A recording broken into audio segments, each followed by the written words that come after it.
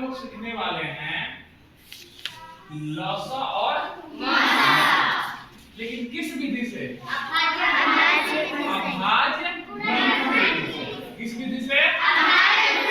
अभाज्य विधि से। देखिए लसा और मसा दो विधि से बनाया जाता है। लसा और मसा का विधि से बताइए कौन कौन? बिल्कुल सही, भाग विधि से और गुणनखंड विधि से। भाग विधि क्या होता है? जैसे देखिए आपको हम एग्जांपल दिए हैं कि 16 और 36 का निकालना है। 16 और 36 का लसा और मसा निकालना है। तो मान लीजिए हमें लसा निकालना है। क्या निकालना है? लसा निकालना है। कुछ नहीं करना है, भाग विधि में भागा दिया जाता है। भाग विधि में भागा दीजिएगा तो चल जाएगा 8 बार में, ये चल जाएगा 18 बार में। फिर दूसरे भाग दीजिएगा तो है 4 बार में, है 9 बार में। अब 2 से नहीं जाएगा, 3 से भी नहीं जाएगा, 4 से भी नहीं जाएगा, अब किसी संख्या से नहीं जाएगा। अब इसको क्या करना होगा? गुणा करना होगा। 2 गुणे 2 गुणे 4 गुणे 9, जो अंतिम में गुणनफल आएगा वही आप लोगों का क्या हो जाएगा? लसा हो जाएगा। क्या हो जाएगा? एक हो गया भाग विधि ना, और हमें भाग विधि बनाना है। भाग विधि से हमें किस विधि से बनाना है? अभाज्य गुणनखंड विधि से। किस विधि से? हम लोग बारी बारी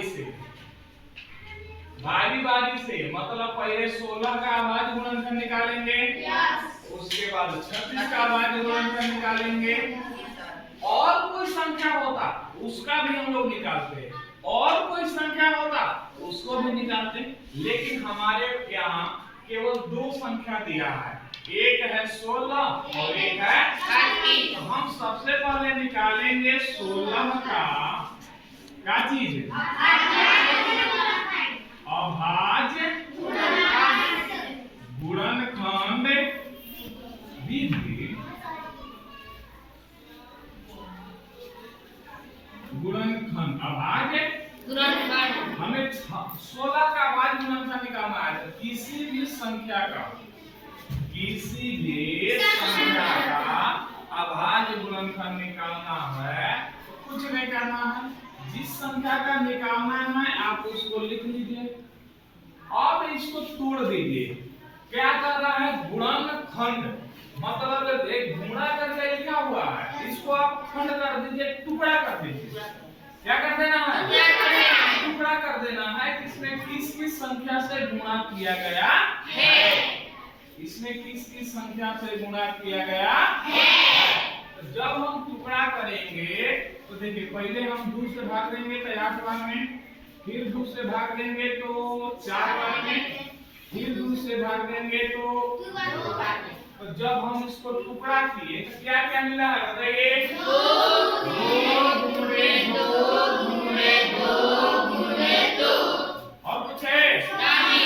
देखिए 1 2 3 4, 1 2 3 4, कोई दिक्कत है? नहीं। अब देखिए 2 का कौन है? 1 2 3 4 ऐसे लिखिए, बोले कोई दिक्कत नहीं। अब हम किसका निकालेंगे? 36 अब किसका निकालेंगे? 36 का। किसका निकालेंगे? 36 का। क्या निकालेंगे? किसी भी संख्या का अभाज्य गुणनखंड निकालना हो तो जिस संख्या का निकालना है वो संख्या लिख लीजिए, उसके बाद आराम से इसको तोड़ दीजिए। तोड़िएगा तो कमर में 8, 2 से तोड़िएगा तो 3 से तोड़िएगा तो 3, अब नहीं टूटेगा। इसका हम लोग लिखेंगे कि 36 का अभाज्य गुणनखंड। अभाज्य गुणनखंड। तो 36 का अभाज्य गुणनखंड देखिए क्या है? 2 है, फिर देखिए क्या है? 2 है, फिर देखिए क्या है? 3 है, फिर देखिए क्या है? 3।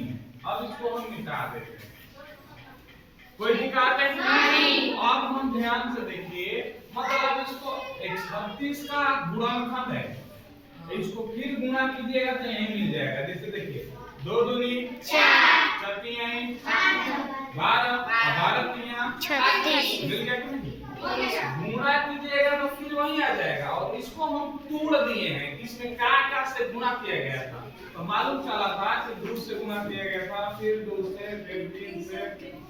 ये होता है अभाज्य गुणनखंड। क्योंकि देखिए 2 अभाज्य है, 3 भी क्या है? अभाज्य है। ये होगा अभाज्य। अच्छा, इसको एक और चीज लिख सकते हैं, 2 के पावर कितना लिख सकते हैं? 2। अरे 2 को नहीं है, 2 के पावर हो जाएगा 2। 3 देखिए कब है? 3 के पावर 2। अब हमें क्या निकालना है?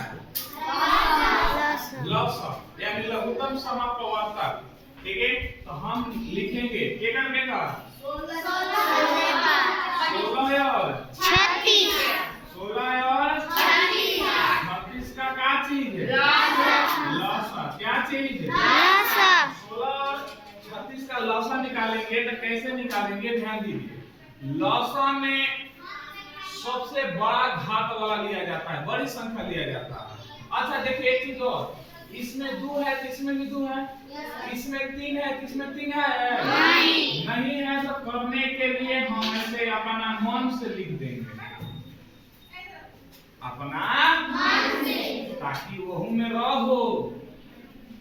ठीक है, ध्यान रखिएगा। तो 2 के पावर 2 है, 2 के पावर 4 है, तो सबसे बड़ा क्या है? 2 के पावर 4। तो बड़ा संख्या लेना है लसा में। मसा में क्या लिया जाता है? छोटा लेना है। लसा में क्या लिया जाता है? अच्छा, लसा मसा में क्या लिया जाता है?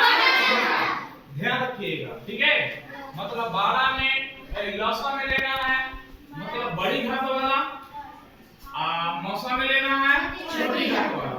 तब ध्यान दीजिए यहाँ पे 2 का सबसे बड़ा घात हो गया 4, और 3 में देखिए सबसे बड़ा घात क्या है? 3 के पावर 2।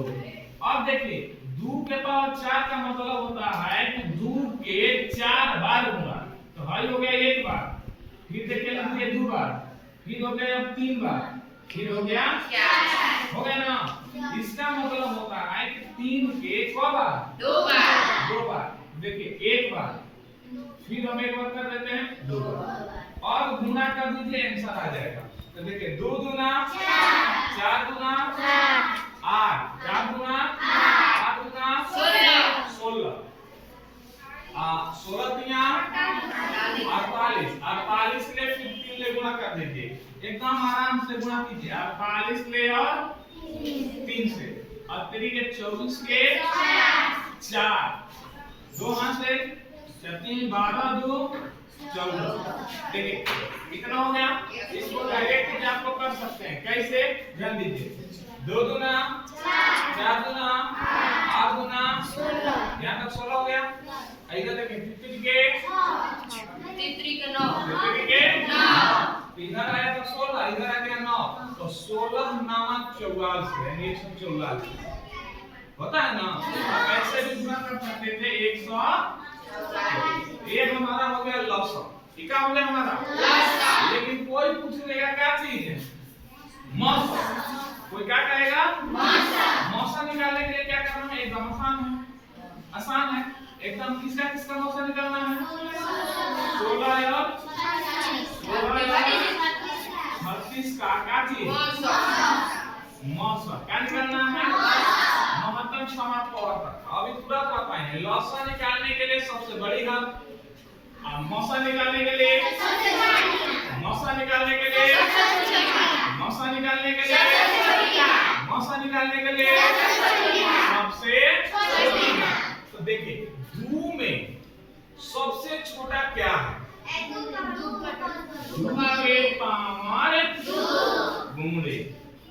अब 3 में देखिए सबसे छोटा क्या है? 3 के पावर 0। तो देखिए 2 के पावर 2 का मतलब हुआ 2 गुणे 2, हो गया ना? 3 के पावर 0 का मतलब होता है 1। किसी भी संख्या का पावर 0 हो, कोई भी संख्या, मान लो 144 है, इसके पावर 0 है, तो इसका मान क्या होगा? 1। हमारा कपार पे पावर 0 बा, हमार मान 1। तहरा कपार पे यानी तहार घात 0 बा, तहार मान 1। कोई भी संख्या का पावर 0 हो, 1 हो, सॉरी, किसी भी संख्या का पावर 0 हो तो उसका मान क्या होता है? ध्यान रखिएगा, एग्जाम में आता है ना, एकदम ध्यान रखिएगा। ये हो गया 1। अब यहाँ देखिए ध्यान से और गुणा कर दीजिए। 2 दूनी 4, 1 तो मौसा क्या आ गया? मौसा क्या आ गया? 4। मौसा क्या आ गया? 4। इस तरह से हम लोग अभाज्य गुणनखंड विधि से लसा और मसा दोनों ज्ञात कर सकते हैं। बोले किसी को दिक्कत? नहीं। बोले नहीं। समझ में आया?